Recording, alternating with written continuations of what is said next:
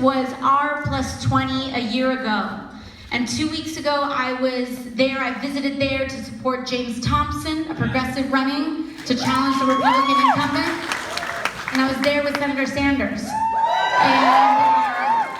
And we were there, and on Friday at a 1 p.m., not too different, Friday at a 1 p.m., 5,000 people, 4,000 to 5,000 people came out in the middle of Wichita. And they say that this movement is just in our pocket out here, that it's just an LA thing, that it's just a New York City thing, that the Midwest doesn't want single-payer health care. That's what they say. They say the Midwest won't stand up for the rights of children ripped from their parents. They say the Midwest would stand up for a system of mass incarceration, and we all know that that is wrong. We all know that that is wrong. We all know that the 5,000 people who showed up in Wichita, that the next 2,000 to 3,000 people who showed up later that day in Kansas City are standing up and organizing because we know that the future of the United States is economic, social, and racial justice for working class Americans. And we know that we can't get there alone. We know that we can't cross that line or achieve those things alone, that we have to cross that finish line together. There is no race or class. There is race and class. That is how we cross that finish line together. We know that our problems aren't left and right. There is no blue and red. It's top and bottom. That's how we need to organize in this country. Because our issues and the way that the opposing side has always tried to weaken us, to dampen us, is to hand us a weapon to use on ourselves, and that weapon is cynicism. That weapon is cynicism. They say your neighbor doesn't respect you the way that they should respect you. They say you shouldn't trust the people in the movement. They say that electoral politics doesn't work. They're all going to sell you out anyway so that you make yourself stay at home. That is how the other side works. That is how the other side works. It's to make us feel dejected, to make us feel that a better future isn't possible when all of us are actually right here in this room making it happen. So long as there are people organizing, knocking on their neighbor's door, and speaking truth to power, then there is hope for our future. So that hope isn't in one person. They say, oh, is she the future of the Democratic Party? No. Because there is no one person that is the future of the Democratic Party. There is the people that is the future of the Democratic Party.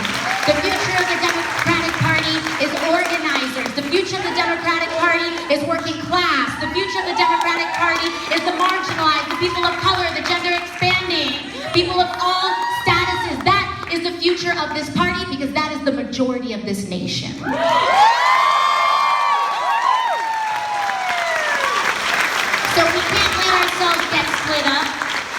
We can't let ourselves get split up because by dividing us, that is how they achieve their power. But by us, we cannot just stand united. We have to work to remain united. We have to say, my brother is imperfect, but I will love him anyway. That is how we move forward. When we say, they may be a little flawed here, I'm going to educate and work with them and join hands to move forward. That is how we move forward as a movement. And that is an affirmative. That is a building action because justice is not something that we sit back and wait for to progress. Justice is something that we create. We have to make justice happen in this country. We have to make single-payer health care happen in this country. We have to make tuition-free public colleges and trade schools happen in this country. We have to make a Green New Deal happen in this country. We have to make a transition to 100% sustainable energy and renewable energy economy. We have to make those things happen. We can't wait for them to happen.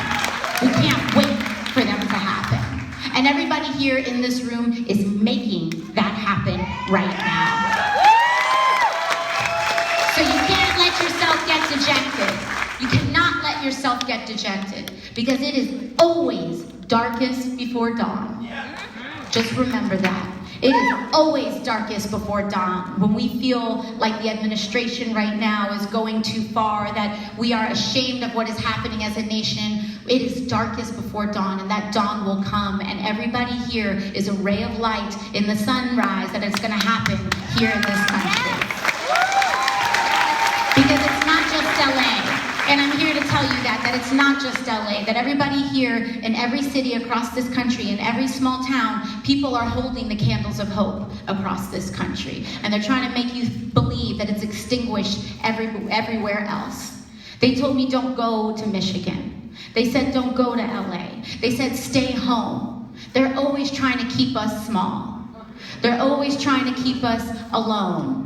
But what we know is that the Bronx isn't that different from Detroit. Isn't that different from the south side of LA. Isn't that different from St. Louis. It's not that different from Birmingham, because the plight of working people is the same across this nation. Just this morning, just earlier today, I took a walk down Skid Row. And I saw what was going on there in Skid Row. New York City right now has the greatest levels of homelessness since the Great Depression. In New York City, there are three empty, vacant luxury apartments for every one person experiencing homelessness in New York City. We could technically house every single person and still have 2/3 of the vacant housing left over. That is the result of a broken economy. It is a broken economy. And we need to fix our economy so that it works for us and not us working for them. Our economy needs to work for us. And we need to measure ourselves not just by GDP, but how many people have homes in the United States. We need to measure ourselves not by how much the highest earner makes. We need to measure ourselves by how many children feel like they can go to college or trade school in this country. That's how we need to measure ourselves. That's how we need to measure ourselves. We need to redefine the parameters of success, because so long as suffering is a for-profit enterprise in this country, it will be incentivized in this country. So it is up to us. It is up to us to say, it is unacceptable to profit off of the detention of children and families at our borders. So here's what I want you to do. I want you also to check to see if your representatives are taking money from these folks, because injustice is bipartisan in this country. It's bipartisan. We have to demand more, not just of our officials, yes, but more of ourselves. We need to divest from banks that are making money off of prisons. We gotta do it. Because this movement is intersectional. We will not get, it is intersectional. We will not get to where we need to be until we redefine work, until we realize that the people who stay home and take care of their family members are creating value in this economy, until we realize that for-profit prisons are completely unacceptable in this country. And it is not a radical thing to do. It is not a radical thing to do. For everyone telling you that these values are radical, what they don't realize is how far our country has gone. It is not us who are crazy. No. Not with that man in the White House. It is not us who are crazy. It's not crazy to say that children and everybody deserves human rights. It's not crazy to say that the United States shouldn't incarcerate more people than anywhere else in the world. It's not crazy to say that's not the country we want to live in. So we have to define the nation that we want to live in. Because I know that I want to live in a country where every person can go to the doctor without a copay. I want to live in a country where every child is born not just with tuition-free K through 12, but tuition-free K through 16 and trade school. I want to live in a nation that does not throw people behind bars, who do not commit violent crimes, and whose worst crime was the of marijuana.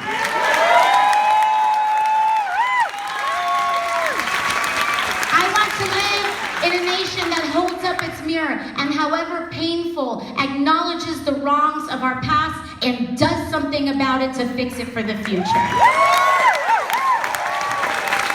I want to live in a nation that is honest about itself,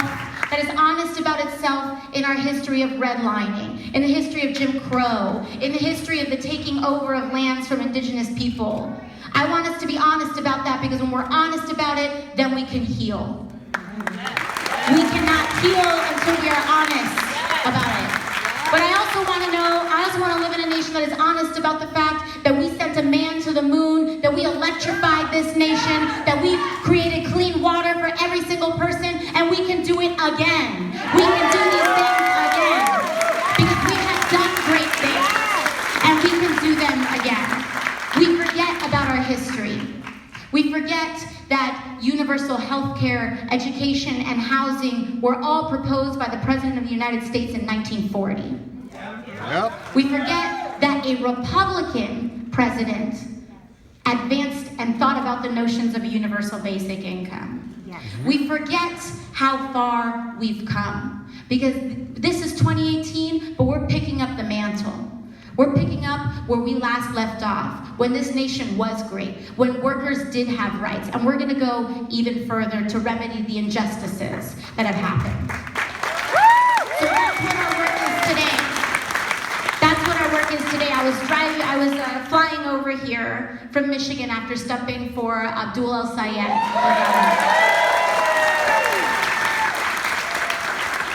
And they said that, they say that you can't run folks like Abdul in Michigan.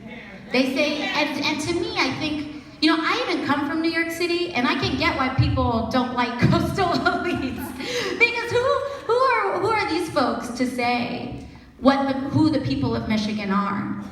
Who are these folks to assume that the people of Michigan wouldn't vote for a man named Abdul El-Sayed? Who are they to assume that? And what we realize sometimes is that isms and bigotry can be a self-fulfilling prophecy on the left.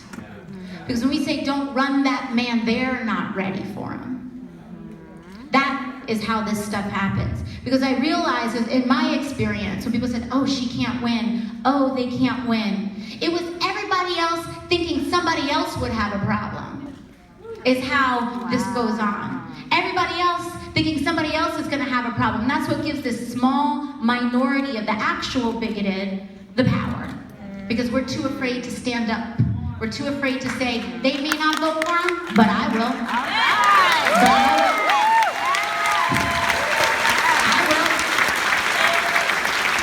And that's what we saw in New York.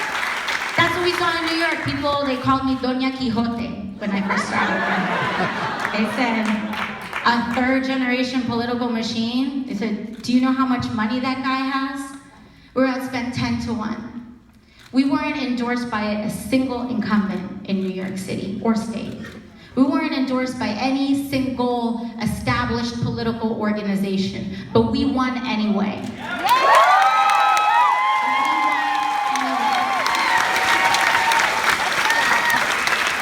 We won because we knew that it's not about just running the things you can win, not just engaging in the fights that you think you can win, but engaging in the fights that you know are right. Engaging in what we know is right. And so long as you know that what you are doing is the right thing, it doesn't matter the odds. Because what we need to do is advance the front line for justice, advance the front line for a moral economy, advance the front line for a nation that we believe and will be proud to live in. It doesn't matter if you don't win or lose. It doesn't matter if you win or lose in the short term, because you're building the infrastructure for a long term, for the long term.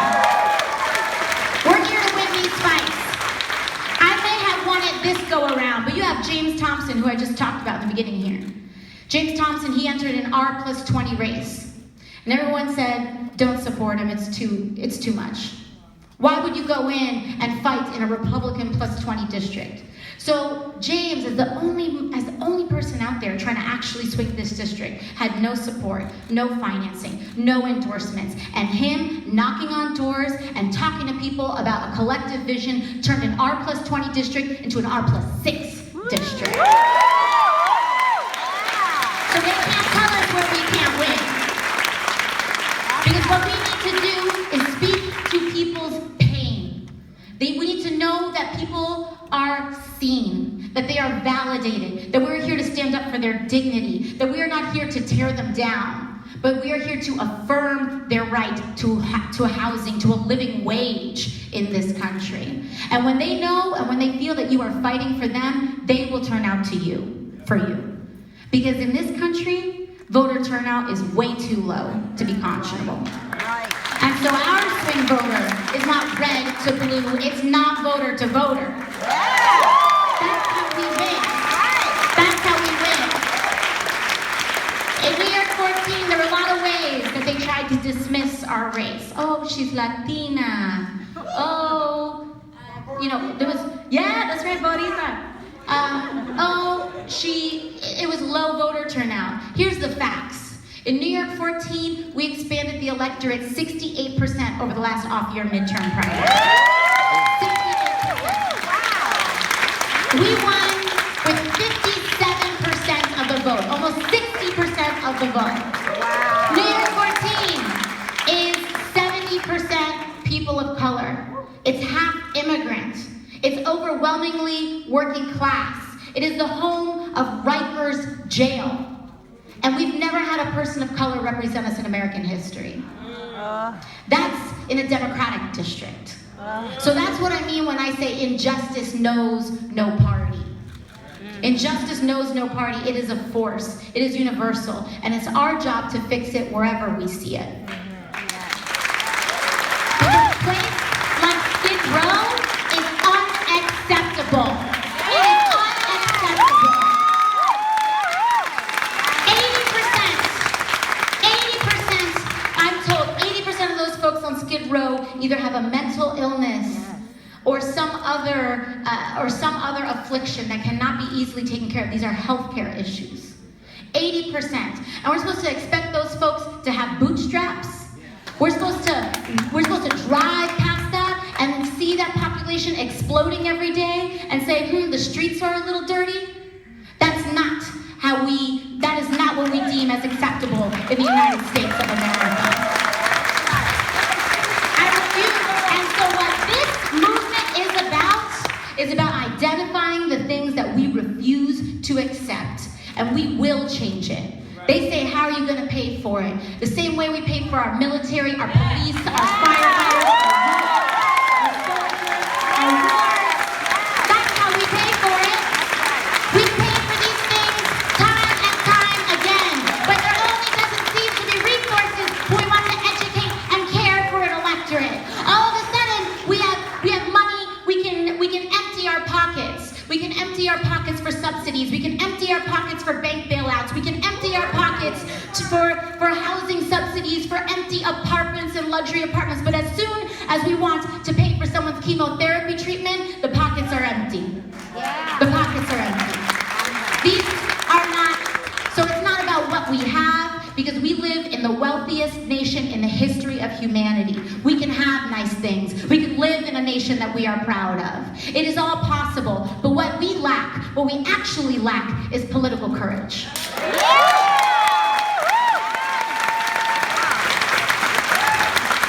it's not where's the money, it's where's the will. Where's the will to do these things? And we can demand more.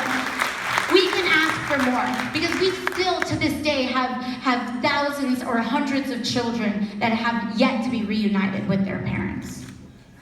I am working and I am doing this, but I am just one of many. I could have just been sitting in this arena just a year ago. In fact, I was. In fact, a couple months ago, I was bartending downtown in Union Square. And I'll tell you the story of how I started this. I would print out some flyers and had my little clipboard, and I would hide it behind the bar when I went to work.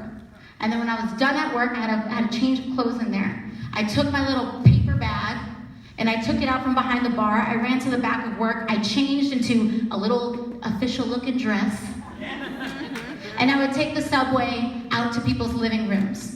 And I went from living room to living room to living room. And folks would invite their neighbors, and I would tell them why we deserve new leadership in New York 14. And so I did that over and over and over again. Over and over and over again. Over and over and over and over and over again. That is the work of change. It was uncelebrated, untalked about. In fact, it was laughed at for 8 months straight. But I let them laugh at me because I knew that we were fighting for something right. I knew that tuition-free college is nothing to laugh at. I knew that single-payer health care is nothing to laugh at. And I knew that closing Rikers jail is nothing to laugh at. So I kept going. 8 months, talking to folks in their living rooms, to their neighbors. And that's how we built a campaign. And that's how we built a movement. A lot of it was on faith that what we were doing, what is right. It was what is right. And that is why I am confident that so long as there are folks like you who exist in LA, so long as there are folks that are like you who are knocking on your neighbor's door and having important conversations and phone banking for the people that need to be in office, so long as there are folks like you, what is right is what will win in the United States of America.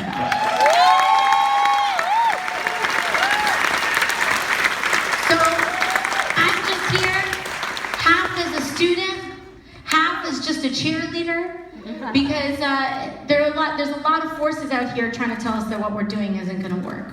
When in fact what we're doing here is the answer to our society's greatest ills. Because homelessness is a social illness. A lack of education is a social illness. Mass incarceration, racism, poverty, militarism are social illnesses. And we are here to heal. And we are here to heal. So keep going. Because so long as you are knocking on a door, so long as you are phone banking, so long as you are reaching out and organizing people who are not seen by society, then we are building power for the movement. And you can just, same thing as I was, going from living room to living room, not listening to the naysayers, but understanding that every door you knock on can never be unknocked. Every conversation you have can never be unsaid. Every mind you touch can never be unchanged. And every single individual is building, all of those things is building the slow front line to power. Because we can make a lot of wins this year. We've got Kanyela in Hawaii. We've got Abdul El-Sayed in Michigan. We've got Cori Bush in St. Louis. We've got them. And even if they don't win,